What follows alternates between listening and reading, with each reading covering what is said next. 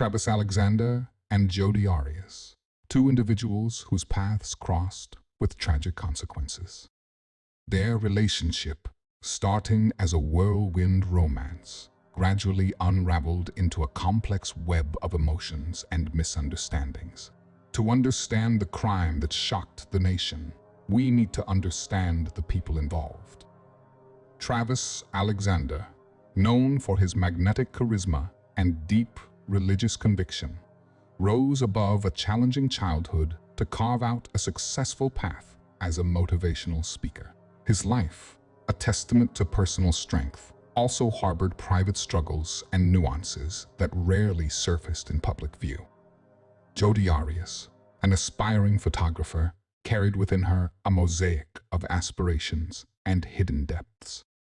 Her search for love and acceptance shaped her in profound ways, creating a persona that remained enigmatic to those who only knew her from afar. It's truly difficult to imagine the tragedy to come. True crime is always difficult to digest. Yet, like you, I find myself drawn in by curiosity. Every relationship experiences conflict, and sadly, domestic assaults are a grim reality worldwide.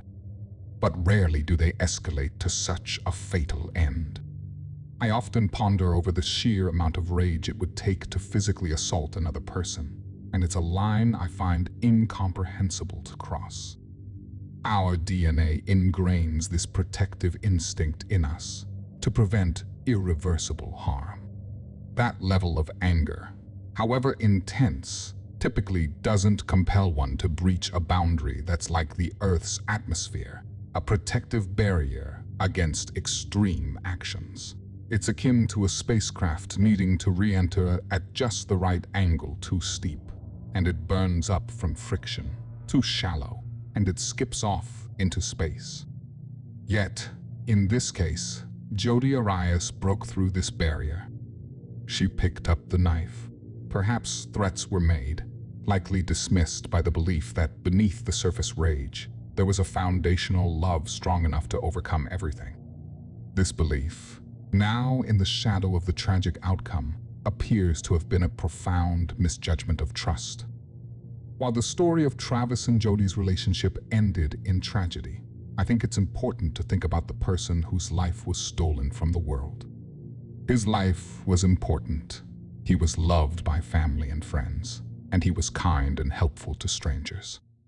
He made other people's lives better. It's truly a tragedy that he is gone. I want to step back from the sensational aspects of the case for a moment to explore the life of a man who was much more than just a victim in a high-profile crime. Travis Alexander's life story began well before it captured public attention. Born on July 28, 1977, in Riverside, California, his early years were shaped by more than the typical challenges of a broken home. He was raised in an environment burdened by his parents' struggles with substance abuse, bringing about a childhood marked by instability and neglect. Amidst chaos, it was his grandmother who emerged as a beacon of hope. Recognizing the dire situation, she intervened to provide Travis and his siblings with the stability and care they desperately needed. Her actions not only saved them from a life of continual hardship, but also set them on a path towards healing and growth. In the nurturing environment she provided, Travis developed a resilience that was anything but ordinary. This resilience, born from overcoming adversity, would later become a cornerstone of his character and an inspiration to many. Even in his early years, Travis Alexander's charisma was unmistakable. He had a natural ability to connect with people, his youthful exuberance and empathy making him a beloved figure among his peers. In school and during community events, he often stood out for his willingness to help and his ability to make others feel valued and heard. His sense of humor and infectious smile brought light to even the most mundane moments. As he grew into adulthood, These traits only deepened, gradually shaping him into the motivational speaker he would become. His journey, from a charismatic child to an inspiring adult, was marked by a consistent thread of positivity and an innate talent for uplifting those around him. But Travis's journey was not just about overcoming obstacles. It was also deeply intertwined with his faith. A devout member of the Church of Jesus Christ of Latter-day Saints, his religious convictions were central to his life, shaping his worldview and guiding his actions. His faith was a source of strength and inspiration, both for himself and for others. In the LDS community, Travis likely took on roles that reflected his commitment and leadership qualities, such as participating in youth groups and possibly teaching or assisting in church functions. These activities within his church would have provided him with opportunities to develop his natural charisma and leadership skills, further shaping the motivational speaker he would eventually become. His involvement in the church was not just a part of his routine. It was a fundamental aspect of his identity, influencing how he interacted with the world around him. His impact on people was profound. Known for his generosity and compassion, Travis often went out of his way to help others. Whether it was through his motivational speeches or simple acts of kindness, he left a lasting impression on those he interacted with. Friends and family remember him as someone who brought light into their lives, always ready to offer support or a listening ear. As a young man making his way in the world, Travis Alexander's aspirations transcended personal success. He was driven by a desire to make a positive impact, striving to leave the world a little better than he found it. His career as a motivational speaker was more than a profession. It was a calling. In his speeches and interactions, Travis often shared his own story of overcoming adversity, inspiring others to believe in their ability to rise above challenges. While specific accolades or milestones of his speaking career might not be widely known, the impact he had on his audiences was unmistakable. He connected with people on a personal level, empowering them to pursue their goals and find strength in their struggles. His message resonated particularly with those facing their own hardships, offering hope and a tangible example of triumph over life's obstacles. Travis Alexander's life was rich with purpose and marked by the many lives he touched. His work as a motivational speaker and his compassionate nature had already brought hope and strength to many, and he had the potential to impact many more. His journey, full of promise and aspiration, was cut tragically short, leaving us to wonder about the further good he could have accomplished. In remembering Travis, we see more than just a victim of a senseless crime. We see a man whose legacy is not defined by how he died, but by how he lived with kindness, determination, and an enduring spirit of resilience. It's a reminder of the fleeting nature of life and the lasting impact one person can have. Born on July 9, 1980, in Salinas, California, Jodi Arias grew up in an environment that, to the outside world, appeared quite ordinary. Her interest in photography was evident from a young age, a passion that allowed her to explore and express her artistic side. Through her lens, she captured moments that spoke of her depth and sensitivity, revealing a keen eye for the beauty around her. In her school years, Jodi's outgoing nature shone brightly. Known for her friendly demeanor, she had a way of connecting with people that made them feel valued. Her ability to engage in meaningful conversations and her genuine interest in others were traits that left a lasting impression on her peers. Yet, as we reflect on the life of Jodi Arias before the tragic events that she would later be involved in, a question emerges: was there a hidden side to her personality, a darker aspect that was not visible to those who knew her in her earlier years? What might have been brewing beneath her engaging exterior, unseen yet potent? It's a haunting consideration, The thought that someone known for their charm and artistic talent could harbor a capacity for something so drastically out of character. The first encounter between Travis Alexander and Jodi Arias occurred in September 2006 at a conference in Las Vegas. This setting, a professional environment for both, served as the backdrop for a connection that would quickly deepen.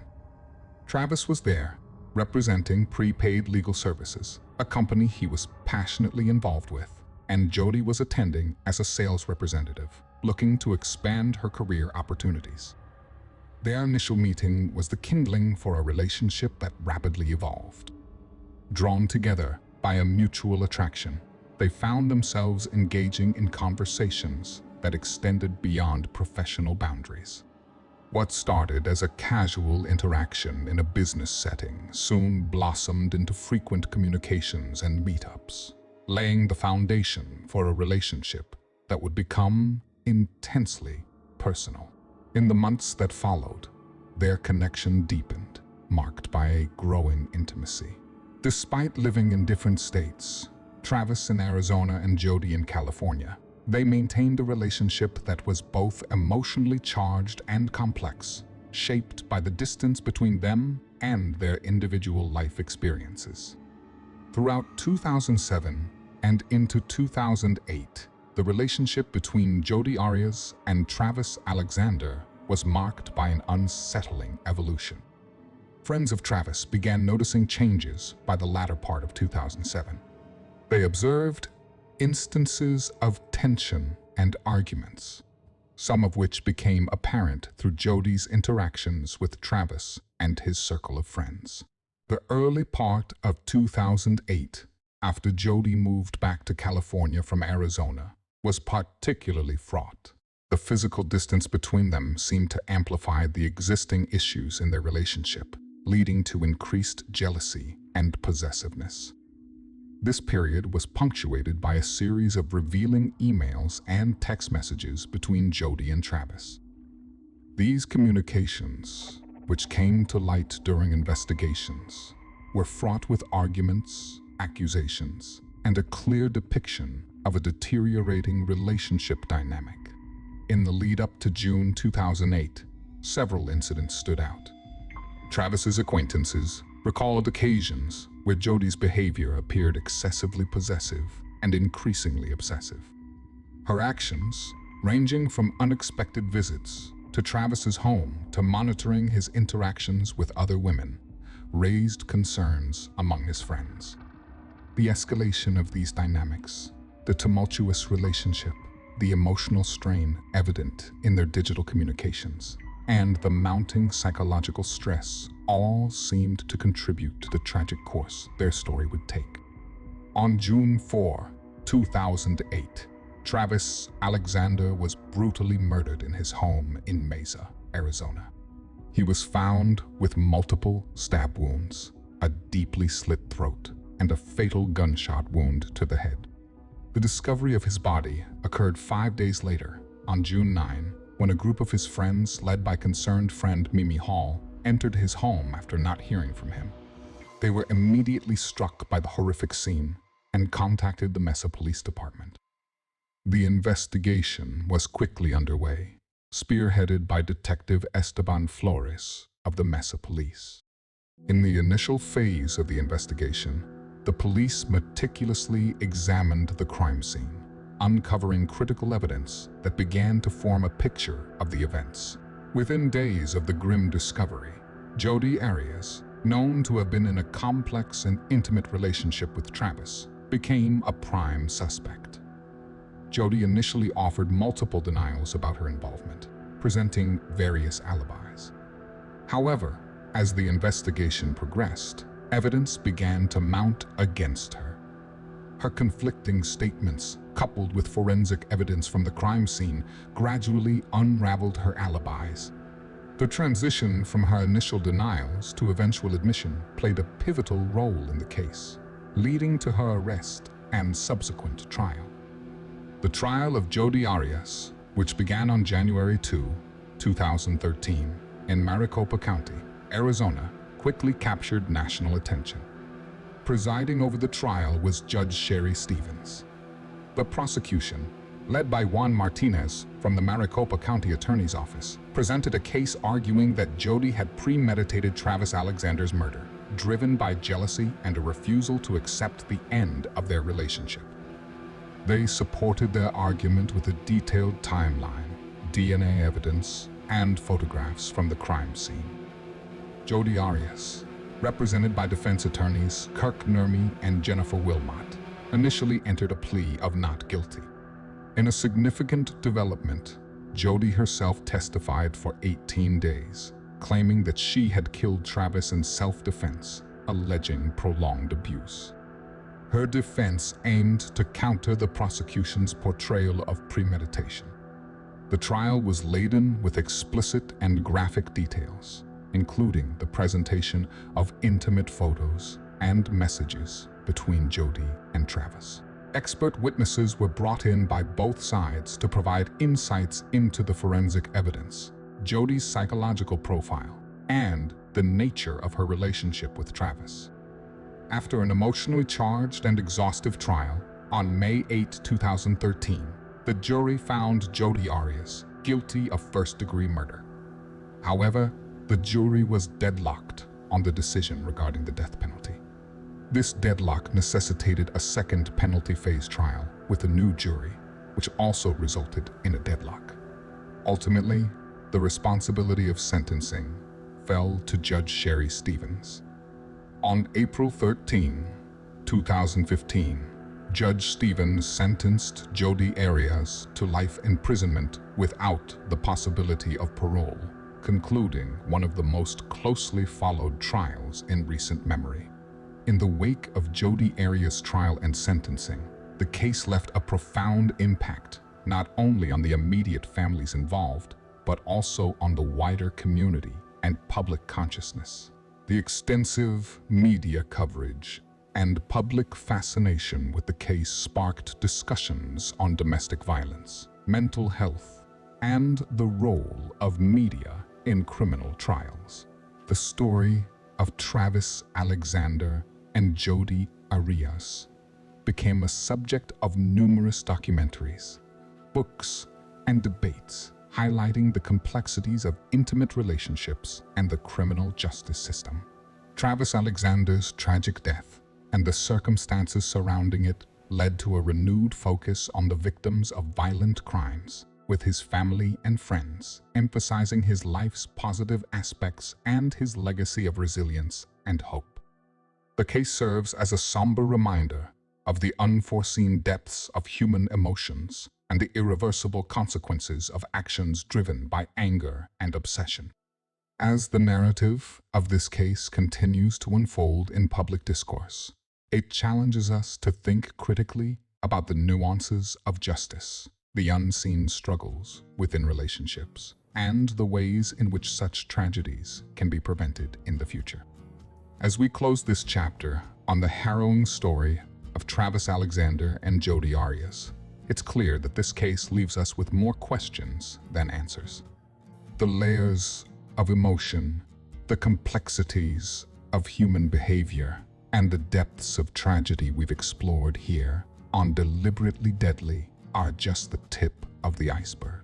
This story, like many in the realm of true crime, challenges our understanding of justice, relationships, and the human psyche.